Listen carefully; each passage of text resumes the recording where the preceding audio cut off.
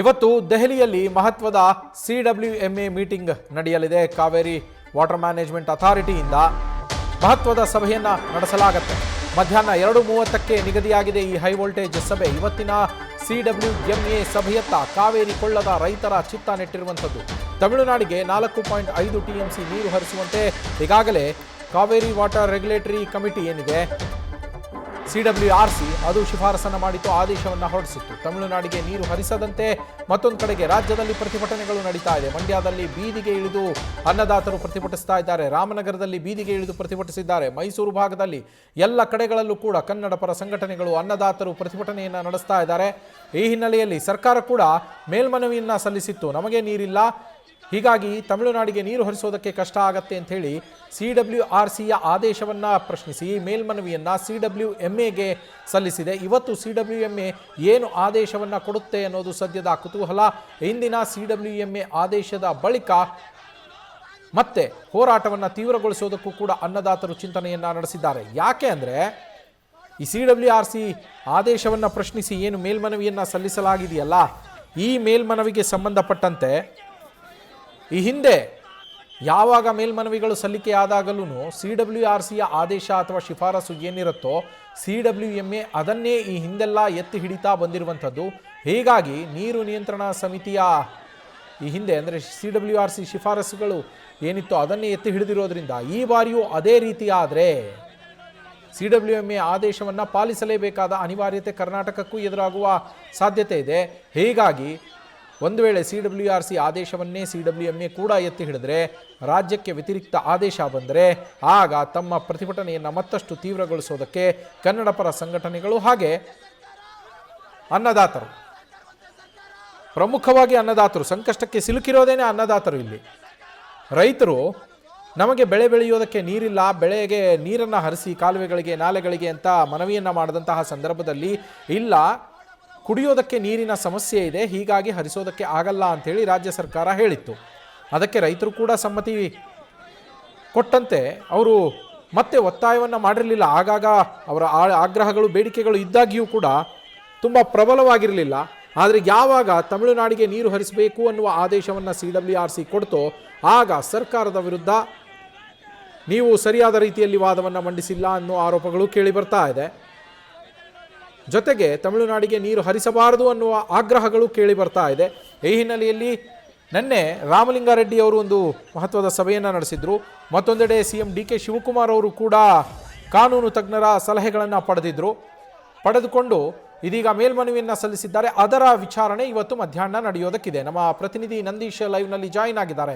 Nandish, CWMA ಈ ಹಿಂದೆ ಕೊಟ್ಟಂತಹ ಆದೇಶಗಳೇನಿದ್ದಾವೆ ಅದು CWRCಯ ಆದೇಶವನ್ನು ಎತ್ತಿ ಹಿಡಿಯುವಂಥದ್ದು. ಈ ಬಾರಿಯೂ ಅದೇ ರೀತಿ ಆದರೆ ಪರಿಸ್ಥಿತಿ ಕೈ ಮೀರುವ ಸಾಧ್ಯತೆ ಇದೆ ಕರ್ನಾಟಕದಲ್ಲಿ. ಏನೆಲ್ಲ ವಿವರಣೆಯನ್ನು ಕೊಡಬಹುದು ಇದರ ಬಗ್ಗೆ ನಂದೀಶ್? ಖಂಡಿತ ನವೀನ್, CWRC ಈಗಾಗಲೇ ತಮಿಳುನಾಡಿಗೆ 15 ದಿನಗಳ ಕಾಲ 3,500 ಕ್ಯೂಸೆಕ್ಸ್ನಂತೆ ಒಟ್ಟು 4.5 TMC ನೀರನ್ನ ತಮಿಳುನಾಡಿಗೆ ಬಿಡಬೇಕು ನಿಟ್ಟಿನಲ್ಲಿ ಶಿಫಾರಸನ್ನು ಮಾಡಿರುವಂಥದ್ದು. ಆ ಒಂದು ಶಿಫಾರಸ್ಸಿಗೆ ಕರ್ನಾಟಕ ಸರ್ಕಾರವು ಕೂಡ ಯಾವುದೇ ಕಾರಣಕ್ಕೂ ನೀರನ್ನು ಬಿಡೋದಕ್ಕೆ ಆಗಲ್ಲ ನಿಟ್ಟಿನಲ್ಲಿ ಮನವಿಯನ್ನು ಸಲ್ಲಿಸಿರುವಂಥದ್ದು. ಇವತ್ತು CWMA ಕಾವೇರಿ ನೀರು ನಿರ್ವಹಣಾ ಪ್ರಾಧಿಕಾರದ ಸಭೆ, ಮಹತ್ವದ ಹೈ ವೋಲ್ಟೇಜ್ ಮೀಟಿಂಗು ಇವತ್ತು ದೆಹಲಿಯಲ್ಲಿ ನಡೀತಾ ಇರುವಂಥದ್ದು. ಆ ಒಂದು ಮೀಟಿಂಗ್ನತ್ತ ಮಂಡ್ಯ ಜಿಲ್ಲೆಯ ರೈತರು ಮತ್ತು ಕರುನಾಡಿನ ಜನರ ಚಿತ್ತ ನೆಟ್ಟಿದೆ ಅಂತಲೇ ಹೇಳ್ಬೋದು. ಯಾಕೆಂದ್ರೆ CWRC ಏನು ಶಿಫಾರಸನ್ನು ಮಾಡಿದೆ, ಹಿಂದೆ ಎಲ್ಲ ಆದೇಶವನ್ನು ನೋಡೋದಾದ್ರೆ CWRC ಏನು ಶಿಫಾರಸನ್ನು ಮಾಡಿತ್ತು ಅದೇ ಒಂದು ಶಿಫಾರಸನ್ನ ಅದಕ್ಕೆ ಕೂಡ ಒಪ್ಪಿಗೆಯನ್ನು ಕೊಡುವಂಥದ್ದು CWMA ಮಾಡ್ಕೊಂಡು ಬಂದಿರುವಂಥದ್ದು. ಆ ನಿಟ್ಟಿನಲ್ಲಿ ಇವತ್ತಿನ ಸಭೆಯ ಮೇಲೆ ಎಲ್ಲರ ಚಿತ್ತವೂ ಕೂಡ ನೆಟ್ಟಿದೆ. ಆದರೆ ಸರ್ಕಾರಕ್ಕೆ ಒಂದು ಅವಕಾಶ ಇರುವಂಥದ್ದು ಅಂದ್ರೆ ವಾಸ್ತವ ಸ್ಥಿತಿಯನ್ನ ಏನು CWMA ಮುಂದೆ ಮಂಡಿಸಬೇಕಾಗ್ತದೆ. ಯಾಕೆಂದ್ರೆ ಇಲ್ಲಿನ ಅಧಿಕಾರಿಗಳು ಇಲ್ಲಿನ ವಾಸ್ತವ ಸ್ಥಿತಿಯನ್ನು ತಿಳಿಸಬೇಕಾಗಿದೆ. ಯಾಕೆಂದ್ರೆ ಬೆಂಗಳೂರು, ಮೈಸೂರು, ಮಂಡ್ಯ ಸೇರಿದಂತೆ ವಿವಿಧ ಕಡೆಗೆ ಈ ಒಂದು ಕಾವೇರಿ ಕೊಳ್ಳದ ಡ್ಯಾಮ್ನಿಂದಲೇ ಕುಡಿಯೋ ನೀರನ್ನು ಒದಗಿಸಬೇಕಾಗ್ತದೆ. ಆ ನಿಟ್ಟಿನಲ್ಲಿ ಮೊದಲಿಗೆ ಕುಡಿಯೋ ನೀರಿಗೆ ಆದ್ಯತೆಯನ್ನು ಕೊಡಬೇಕು ನಿಟ್ಟಿನಲ್ಲಿ ಇವತ್ತು ಆ CWMA ಮೀಟಿಂಗ್ ನಲ್ಲಿ ಅವರು ಪ್ರಮುಖವಾಗಿ ವಾದವನ್ನು ಮಂಡಿಸಬೇಕಾಗಿದೆ. ಆ ಒಂದು ವಿಚಾರವನ್ನು ಇಟ್ಕೊಂಡು ಅದರ ಜೊತೆಗೆ ವಾಸ್ತವ ಸ್ಥಿತಿಯನ್ನು ಅವರಿಗೆ ತಿಳಿಸಬೇಕಾಗ್ತದೆ. ಯಾಕೆಂದ್ರೆ ಕಾವೇರಿ ಕೊಳ್ಳದ 4 ಡ್ಯಾಮ್ KRS, ಕಬಿನಿ, ಆರಂಗಿ, ಹೇಮಾವತಿ 4 ಡ್ಯಾಮ್ಗಳು ಕೂಡ ಭರ್ತಿ ಆಗಿಲ್ಲ. ಆ ನಿಟ್ಟಿನಲ್ಲಿ ಕುಡಿಯ ನೀರಿಗಾಗಿ ಅವನ್ನ ಉಳಿಸ್ಕೊಳ್ಳೇಬೇಕು ಅನ್ನೋ ನಿಟ್ಟಿನಲ್ಲಿ ವಾದವನ್ನ ಮಾಡಬೇಕಾಗ್ತದೆ, ವಾಸ್ತವ ಸ್ಥಿತಿಯನ್ನು ತಿಳಿಸಬೇಕಾಗ್ತದೆ. ಅಲ್ಲದೆ ಮಳೆಯೂ ಕೂಡ ಕೈ ಕೊಟ್ಟಿರುವಂತದ್ದು. ಪ್ರಮುಖವಾಗಿ ಜೂನ್, ಜುಲೈ, ಆಗಸ್ಟ್ 3 ತಿಂಗಳಿನಲ್ಲಿ ಯಥೇಚ್ಛವಾಗಿ ಮಳೆ ಬರಬೇಕಾಗಿತ್ತು. ಆದ್ರೆ ಮುಂಗಾರು ಮಳೆ ಈ ಬಾರಿ ಸಂಪೂರ್ಣವಾಗಿ ಕೈ ಕೊಟ್ಟಿದೆ. ಇದುವರೆಗೂ ಕೂಡ ಏನು ಜುಲೈ ಅಂತ್ಯಕ್ಕೆ ಬಂದರೂ ಕೂಡ ಮಳೆ ಬರ್ತಾ ಇಲ್ಲ. ಆ ನಿಟ್ಟಿನಲ್ಲಿ ಇದನ್ನು ಕೂಡ ಅವರಿಗೆ ಮನವರಿಕೆಯನ್ನು ಮಾಡಿಕೊಡ್ಬೇಕು. ಮತ್ತೆ ಒಳಹರಿವಿನ ಪ್ರಮಾಣವೂ ಕೂಡ ಬಹಳಷ್ಟು ಕಡಿಮೆ ಆಗಿದೆ. ಆ ನಿಟ್ಟಿನಲ್ಲಿ ಯಾವುದೇ ಕಾರಣಕ್ಕೂ ನೀರನ್ನು ಬಿಡೋದಕ್ಕೆ ಆಗಲ್ಲ ಅನ್ನೋ ನಿಟ್ಟಿನಲ್ಲಿ ವಾದವನ್ನು ಮಂಡಿಸಬೇಕಾಗ್ತದೆ. ಆದ್ರೆ ಇದನ್ನ ಯಾವ ರೀತಿ ಪರಿಗಣಿಸುತ್ತೆ ಎಂಬುದನ್ನ ಕಾದು ನೋಡಬೇಕಾಗಿರುವಂಥದ್ದು. ಯಾಕೆಂದ್ರೆ ಈಗಾಗಲೇ ತಮಿಳುನಾಡು ಕೂಡ ತಮ್ಮ ರಾಜ್ಯದ ರೈತರ ಬೆಳೆಗಳಿಗೆ ನೀರನ್ನು ಕೇಳ್ತಾ ಇದೆ. ಆದ್ರೆ ಇಲ್ಲಿ ರೈತರ ಬೆಳೆಗಳಿಗೆ ನೀರಲ್ಲ, ಕುಡಿಯೋ ನೀರಿಗೂ ಕೂಡ ಹಾಹಾಕಾರ ಪಡುವಂತಹ ಪರಿಸ್ಥಿತಿ ಇದೆ. ಇಂತಹ ಸಂದರ್ಭದಲ್ಲಿ ನೀರನ್ನು ಬಿಡೋದಕ್ಕೆ ಆಗಲ್ಲ ನಿಟ್ಟಿನಲ್ಲಿ ಸರ್ಕಾರವು ಕೂಡ ವಾದವನ್ನು ಮಾಡಬೇಕಾಗ್ತದೆ. ಆದ್ರೆ ಸರ್ಕಾರದ ಮೇಲ್ಮನವಿಯನ್ನ CWMA ಯಾವ ರೀತಿ ಪರಿಗಣಿಸುತ್ತೆ ಎಂಬುದನ್ನ ಕಾದು ನೋಡಬೇಕಾಗಿರುವಂಥದ್ದು. ಆದ್ರೆ ಇಂದಿನ ಎಲ್ಲ ಆದೇಶವನ್ನ ನೋಡೋದಾದ್ರೆ ನೀವು ಹೇಳಿದಂತೆ ಈಗಾಗಲೇ CWRC ಏನು ಶಿಫಾರಸನ್ನು ಮಾಡಿರುತ್ತೆ ಅದೇ ಒಂದು ಆದೇಶವನ್ನ ಮುಂದುವರೆಸೋದಕ್ಕೆ CWMA ಕೂಡ ಹೇಳಿರುವಂಥದ್ದು. ಆ ನಿಟ್ಟಿನಲ್ಲಿ ಇವತ್ತೇನಾದ್ರೂ ಆ ಒಂದು ಸಭೆಯಲ್ಲಿ ವ್ಯತಿರಿಕ್ತ ಒಂದು ಆದೇಶ ಬಂದ್ರೆ ರಾಜ್ಯದ ವಿರುದ್ಧವಾಗಿ ಖಂಡಿತವಾಗಿಯೂ ಕೂಡ ಈ ಒಂದು ಹೋರಾಟದ ಕಿಚ್ಚು ಮತ್ತಷ್ಟು ಹೆಚ್ಚಾಗುವಂತಹ ಸಾಧ್ಯತೆಗಳು ಕೂಡ ಇರುವಂಥದ್ದು. ಈಗಾಗಲೇ CWRC ಶಿಫಾರಸಿನ ಬೆನ್ನಲ್ಲೇ ನೀವು ನೋಡಿರ್ಬೋದು ಬೆಂಗಳೂರು, ಮಂಡ್ಯ, ರಾಮನಗರ, ಮೈಸೂರು ಭಾಗಗಳಲ್ಲಿ ಪ್ರತಿಭಟನೆಯೂ ಕೂಡ ಮುಂದುವರೆದಿದೆ. ಇದು ರಾಜ್ಯವ್ಯಾಪಿ ಕೂಡ ವ್ಯಾಪಿಸುವಂತಹ ಸಾಧ್ಯತೆಗಳು ಕೂಡ ಇರುವಂಥದ್ದು. ಈಗಾಗಲೇ ರೈತರು ಮತ್ತು ಕನ್ನಡ ಪರ ಸಂಘಟನೆಗಳು ಎಲ್ಲವೂ ಕೂಡ ಈ ಒಂದು ಸಭೆಯತ್ತ ನೋಡ್ತಾ ಇದೆ. ಈ ಒಂದು CWMA ಸಭೆ ಏನು ತೀರ್ಮಾನವನ್ನು ಕೊಡುತ್ತೆ ಅದನ್ನ ಆ ಒಂದು ಆದೇಶವನ್ನ ನೋಡಿಕೊಂಡು ಬಳಿಕ ಹೋರಾಟದ ರೂಪುರೇಷೆಗಳನ್ನ ಮಾಡೋದಕ್ಕೆ ಎಲ್ಲ ರೀತಿಯ ಚಿಂತನೆಗಳನ್ನು ಕೂಡ ಮಾಡ್ತಾ ಇರುವಂಥದ್ದು. ಅಲ್ಲದೆ ಬಿಜೆಪಿಯು ಕೂಡ ನಾಳೆ ಮಂಡ್ಯದಲ್ಲಿ ಪ್ರತಿಭಟನೆಯನ್ನು ಮಾಡೋದಕ್ಕೆ ನಿರ್ಧಾರವನ್ನು ಮಾಡಿರುವಂಥದ್ದು. KRS